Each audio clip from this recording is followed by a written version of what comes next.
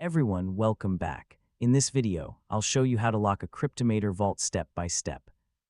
Locking your vault encrypts your files and prevents anyone from accessing them until the correct password is entered again.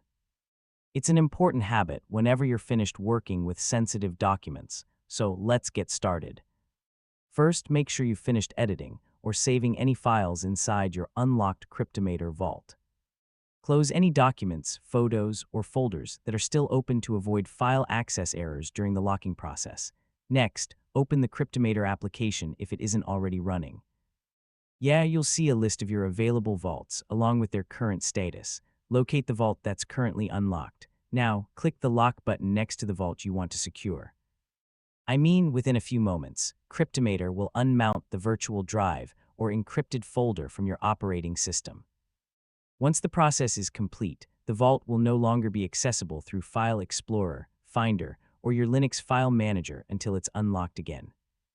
To confirm everything worked correctly, try opening the vault's mounted drive or folder.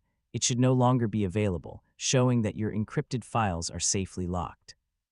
The encrypted vault itself will still remain in its storage location, but its contents can't be viewed without unlocking it using your password. Finally, if you're using a shared or public computer, it's also a good idea to close Cryptomator or Sign out of your operating system after locking the vault for an extra layer of security. And that's it. You now know how to lock a Cryptomator vault and keep your encrypted files protected whenever you're finished using them. If this tutorial helped you, don't forget to like the video, share it with your friends, and subscribe for more easy tech guides. Thanks for watching, and I'll catch you in